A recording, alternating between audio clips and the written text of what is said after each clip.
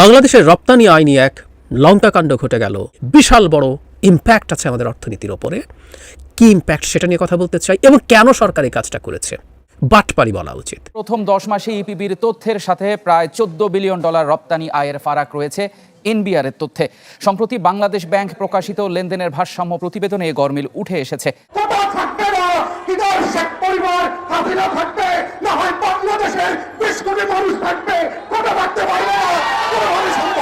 যেই হোক, সুস্পষ্টই বলছি, যেই হোক, ছাত্রলীগের সভাপতি হিসেবে বলছি, কাউকে ছাড় দেওয়া হবে না। আইন সচিব, আইন মন্ত্রী সাহেব তৈয়ার হয়ে যান, তৈয়ার হয়ে যান। আইন মন্ত্রী এই ছাত্র আমাদের, শ্রমিক আমাদের, শিক্ষক আমাদের, এই দেশের কৃষক আমাদের, সমস্ত জনগণ আমাদের, তাদের প্রতিটি আন্দোলনে আমরা আছি, এবং সেই সব আন্দোলন এক সূত্রে গঠিত হয়ে আপনার মস্তক, আপনার কবি, তার তত্ত্বের তাউস আমরা গলায় গামছা বেঁধে আপনাদেরকে নামিয়ে দেব। হাসিনা আপা এখন কোথায় যাবা? ভিডিওটা অনেক মজার হবে, সবাই সাথে থাকেন, দেখেন ভিডিওটা শেষ পর্যন্ত। আসসালামু আলাইকুম দর্শক, গুরুত্বপূর্ণ একটি নিউজে আপনাদের সকলকে স্বাগতম। দর্শক, আমি আশা করছি আপনারা ভিডিও শুরুটা দেখেই বুঝতে পেরেছেন আজকের নিউজটা আপনাদের জন্য ঠিক কতটা গুরুত্বপূর্ণ হতে চলেছে বা কোন দিকটাকে ইঙ্গিত করছে। তো দর্শক, আমি আর বেশি কথা বাড়াবো না। আমি ভিডিও শুরুতেই আপনাদের যে ভিডিওগুলোর অংশবিশেষ দেখিয়ে শুরু করেছিলাম, সেই ভিডিওগুলোর বিস্তারিত আলোচনা দেখাবো। তবে ভিডিওগুলো দেখানোর আগে বলি, যারা এখনও চ্যানেলটি সাবস্ক্রাইব করেননি সকলে চ্যানেলটি সাবস্ক্রাইব করে পাশে থাকা বেল আইকনটি বাজিয়ে দিবেন। আর যারা ইতিমধ্যেই সাবস্ক্রাইব করে রেখেছেন তাদের সকলকে অসংখ্য ধন্যবাদ। তো চলুন একটি লাইক দিয়ে আমরা ধারাবাহিকভাবে সবগুলো ভিডিও দেখে আসি। বাংলাদেশের রপ্তানি আইনি এক লঙ্কাকাণ্ড ঘটে গেল কয়েকদিন আগে। দেশে নানান রকম ইস্যু এখন চলছে, সেই ইস্যুগুলো নিয়ে কথা বলতে গিয়ে এই ইস্যুটা নিয়ে কথা বলা একটু দেরি হয়ে গেল, কিন্তু অতি গুরুত্বপূর্ণ ইস্যুটি নিয়ে কথা বলা দরকার আছে। আমরা যারা খোঁজখবর রাখি, বিশেষ করে অর্থনীতির খোঁজখবর রাখি, তারা জানি বাংলাদেশের রপ্তানি আয় দীর্ঘদিন থেকে বাড়িয়ে দেখানো হচ্ছিল। সম্প্রতি বাংলাদেশ ব্যাংক এটা অ্যাডজাস্ট করতে যাচ্ছে, এটাই হলো বেসিক খবর। এটা সুদূর প্রসারী বিশাল বড় ইম্প্যাক্ট আছে আমাদের অর্থনীতির ওপরে। কি ইম্প্যাক্ট সেটা নিয়ে কথা বলতে চাই, এবং কেন সরকার এই কাজটা করেছে। মানে যা করা হয়েছে এটাকে আমরা কথ্য ভাষায় বলতে গেলে বাটপারি বলা উচিত। একটা একাডেমিক ধরনের আলোচনায় আসলে বাটপারি শব্দটা হয়তো যায় না, বাট আমি চাই শব্দটা ব্যবহার করতে, কারণ প্রত্যেকটা শব্দের এক ধরনের ইম্প্যাক্ট আছে। এটা বাটপারি, এটা পরিকল্পিত বাটপারি। কেউ কেউ এখন বলবে আমরা বুঝি না, এই ভুল ছিল। কখনোই সেটা মনে করি না, এটা না বোঝার কোনো কারণ ছিল না। বেসিকটুকু একটু আগে বলি। দীর্ঘদিন থেকে বাংলাদেশে একটা ঘটনা দেখা যাচ্ছিল। বাংলাদেশের রপ্তানির তথ্য, দুটো সংস্থা যে তথ্য আছে সেটা হলো, একটা হচ্ছে রপ্তানি উন্নয়ন ব্যুরো, আরেকটা হচ্ছে বাংলাদেশ ব্যাংক। এদের দুজনের তথ্যের মধ্যে গরমিল দেখা যাচ্ছিল। মানে প্রেসাইজলি বলতে গেলে রপ্তানি উন্নয়ন ব্যুরো যে স্ট্যাটিস্টিক্স আমাদেরকে দিচ্ছিল রপ্তানির, বাংলাদেশ ব্যাংক যে তথ্য দিচ্ছিল তার মধ্যে একটা বড় ফারাক দেখা যাচ্ছিল। এবং এই ফারাক নিয়ে যখনই নিউজ হয়েছে, আগেও নিউজ হয়েছে, তখনই আমাদের রপ্তানিকারকরা, বিশেষ করে রপ্তানি উন্নয়ন ব্যুরো বা ইপিবির যে ডেটা আছে সেটাকে প্রশ্নবিদ্ধ করছেন। কারণ বড় বড় ব্যবসায়ীরা জানেন, এবং তারা শুধু নিজের না, তারা আশপাশের ব্যবসায়ী বলতে আমি স্পেসিফিকলি গার্মেন্ট ব্যবসায়ীদের কথাই বলি, আমরা আসলে ওটা ছাড়া তেমন কিছু এক্সপোর্টও করি না। তো তারা নিজের এক্সপোর্ট কমছে দেখছেন, তারা অন্যদের এক্সপোর্ট কমছে দেখছেন। এটা তো সংস্থা আছে, তারা বসে আড্ডা দিলেও শুনতে পান আসলে কি হচ্ছে না হচ্ছে। দশকের পর দশক তারা এই ব্যবসা করেন, খুব ভালো মতো জানেন। ফলে তারা সবসময় এটা প্রটেস্ট করেছেন, এটা আমার চোখে পড়েছে যে না, এটা হতে পারে না। কিন্তু এটা চলছিল, দীর্ঘদিন থেকে দেখানো হচ্ছিল।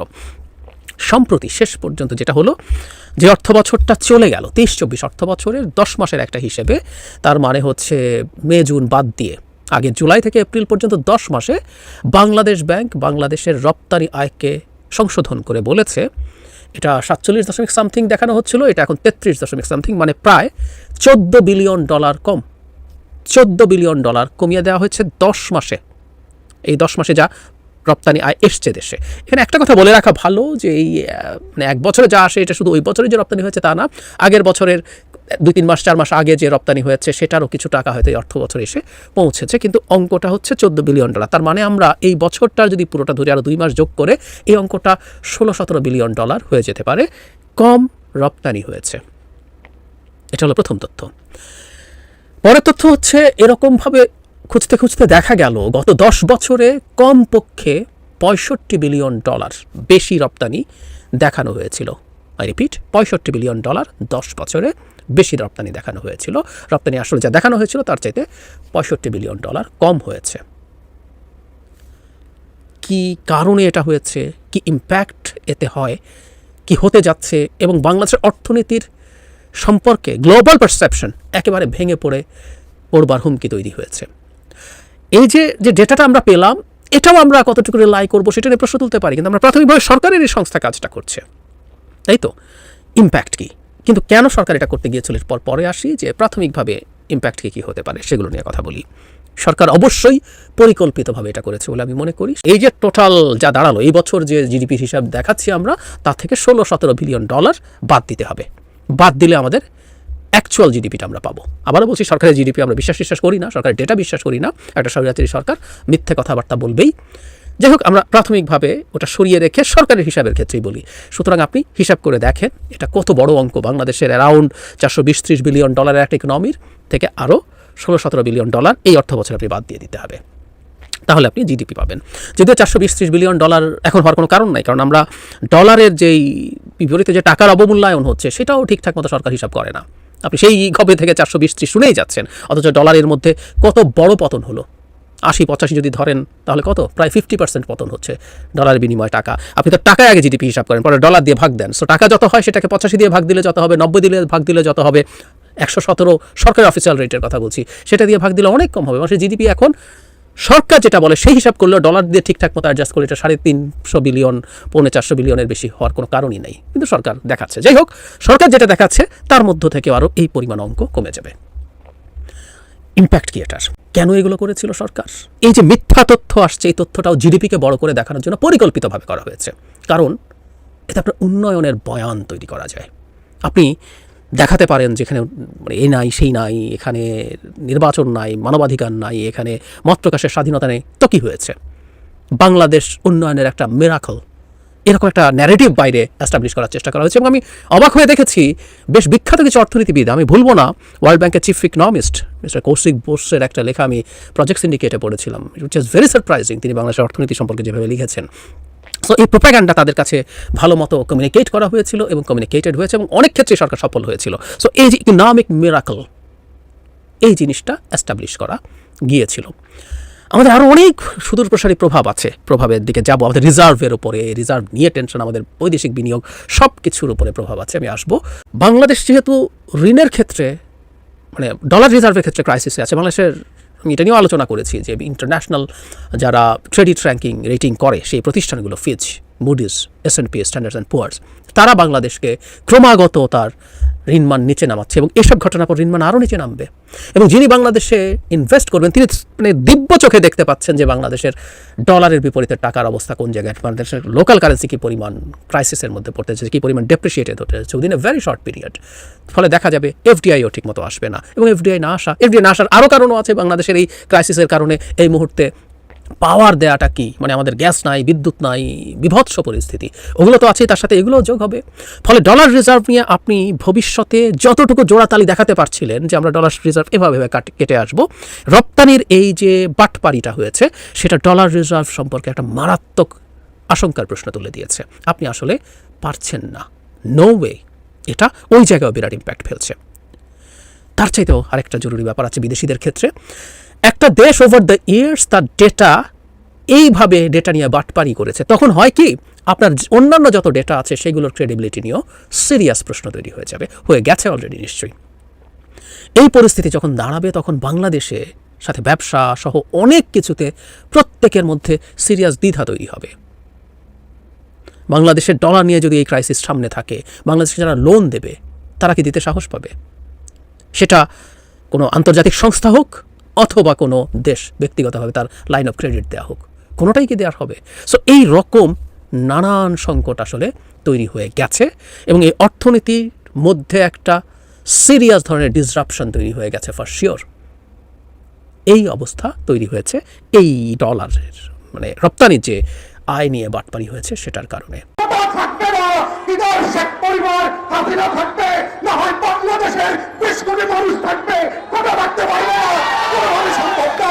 পিছিয়ে পড়া জনগোষ্ঠী আর প্রতিবন্ধীদের জন্য সর্বোচ্চ 5% কোটা থাকতে পারে, এর বাইরে কোনো আওয়ামী চেতনাবাদের জন্য কোনো কোটা থাকবে না। নারী জেলা কোটার কোনো প্রয়োজন নয়। বাংলাদেশে মেধার ভিত্তিতে রাষ্ট্র পরিচালিত হইতে হবে, এটাই আমাদের স্বাধীনতার অঙ্গীকার ছিল। এই লড়াই চলছে এবং চলবে, কারণ কোটার যে লড়াই, এটাই আমাদের গণতন্ত্র এবং প্রজাতন্ত্র করবার লড়াই। এটাই হচ্ছে বৈষম্যের বাহিরে এসে গণপ্রজাতন্ত্র সাম্যবাদী রাষ্ট্র করবার লড়াই। ইগালিটেরিয়ান প্রিন্সিপালের উপরে ভিত্তি করে, যেই ফ্রিডম অ্যান্ড লিবার্টি প্রিন্সিপালকে ভিত্তি করে বাংলাদেশ রাষ্ট্র স্বাধীন হয়েছিল, আমরা সেই রাষ্ট্র ফেরত পেতে চাই। তাই দেশবাসীকে অনুরোধ করবো, লড়াই করেন, দেশের যে প্রান্তে যেভাবে আছেন মাঠে নামেন। এই রাষ্ট্র আপনার, এই রাষ্ট্র রিক্সাওয়ালার, সিএনজিওয়ালার, মেঠে মজুর, কৃষকের, পোশাক শিল্প শ্রমিকদের, এই রাষ্ট্র 20 কোটি মানুষের। অতএব এই রাষ্ট্রের মালিকানা আমরা ফেরত পাইতে চাই এবং এই পাওয়ার লড়াইয়ে আমরা আহ্বান করছি দেশবাসীকে, ছাত্র সমাজকে, যেই যেখানে আছেন লড়াইতে নামেন। আপনার অধিকার আপনাকে কেউ ফেলে দিতে দেবে না। প্রজাতন্ত্র করবার লড়াইয়ে সামিল হন। বাংলাদেশের স্বাধীনতা, সার্বভৌমত্ব, জাতীয় স্বার্থ রক্ষা করবার যে লড়াই, এটাই হচ্ছে আপনার নাগরিক লড়াই। আমাদের প্রান্তিক জনগোষ্ঠীর ছেলে মেয়েরা যখন কোটার বিরুদ্ধে পাবলিক বিশ্ববিদ্যালয়গুলোতে আন্দোলন করছে, তখন আজকে মাত্র আমরা দেখলাম বরিশালে, কুমিল্লাতে, চট্টগ্রামে, ইভেন শাহবাগে আজকে পুলিশের সাজোয়া গান দিয়ে আমার দেশের তরুণ তরুণী শিক্ষার্থীদের উপরে লাঠিচার্জ করা হচ্ছে। এটা পাঞ্জাবি আমল না, পাকিস্তানিদের হাতে আমরা বন্দী না, এটা 190 বছরের জমিদারি শাসন না। যদি কেউ মনে করে থাকে বাংলাদেশে এখনো জমিদারের শাসন চলছে, ব্রিটিশ বেরিয়ারা বাংলাদেশ দখল করে রেখেছে, আমরা প্রত্যাখ্যান করছি এবং বলে রাখছি, বাংলাদেশে গণতন্ত্রের যে লড়াই হয়েছে, যেই রক্ত দিয়ে মুক্তিযোদ্ধারা বাংলাদেশ স্বাধীন করেছে, সেই বাংলাদেশ আমরা ফেরত আনবো। সময় মতো ব্যবস্থা নিব, সময় মতো ব্যবস্থা নিব। সংগঠন কি মাওবাড়ির আবদার? সংগঠন কি মাওবাড়ির আবদার পেয়েছ? বসতে বলা হচ্ছে, বসছো না। স্লোগান দিতে বলা হচ্ছে, স্লোগান থামাতে বলা হচ্ছে, থামাচ্ছ না। এই একটি সংকটময় পরিস্থিতিতে, চ্যালেঞ্জিং মুহূর্তে আমরা আছি। এই ছাত্রলীগ কে করতে বলছে? যদি সেই আদর্শিক দৃঢ়তা না থাকে, যদি ডিসিপ্লিন না থাকে, কমিটমেন্ট না থাকে, ছাত্রলীগ কে করতে বলেছে? কঠোর ভাবে বলছি, সামনে ডানে বামে অনেক কিছু দেখছি, অনেক কিছু দেখছি।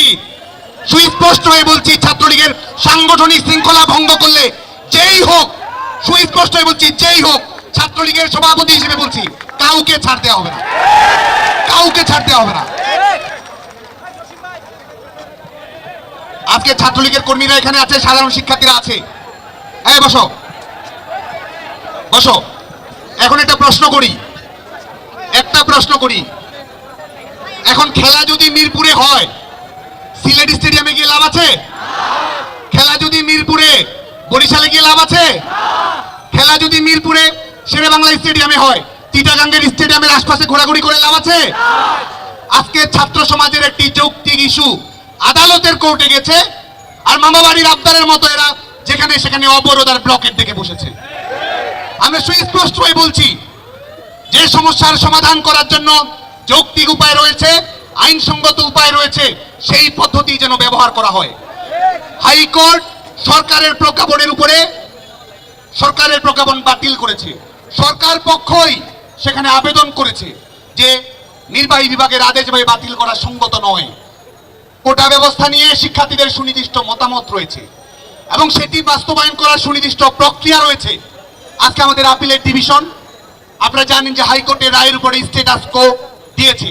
হাইকোর্টের রায় স্থিতাবস্থা প্রয়োগ করা হয়েছে। আজকে এই মুহূর্তে আমাদের এই রাজু ভাস্কর্যে যারা চাকরির পরীক্ষা দিতে চায়, শাহবাগে যারা বসে আছে, যারা চাকরির পরীক্ষা দিতে চায়, কারোর জন্যই কোটা প্রযোজ্য নয়। রাইট নাও বাংলাদেশে কোন ধরনের কোটা নেই।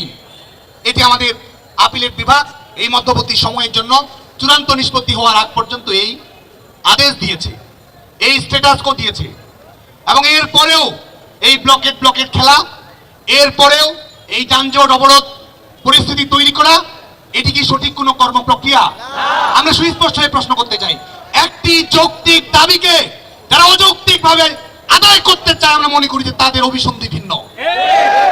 দর্শক আমি আশা করছি আপনারা সকলেই অত্যন্ত মনোযোগ সহকারে সবগুলো ভিডিও দেখেছেন। এমনকি দর্শক যদি এই ভিডিওগুলো সম্পর্কে আপনাদের কোনো মতামত থেকে থাকে তাহলে তো অবশ্যই জানাবেন। দর্শক নিউজটি শেষ করছি এখানেই, ফিরছি পরবর্তী নিউজে নতুন কোনো টপিকে। আল্লাহ হাফিজ।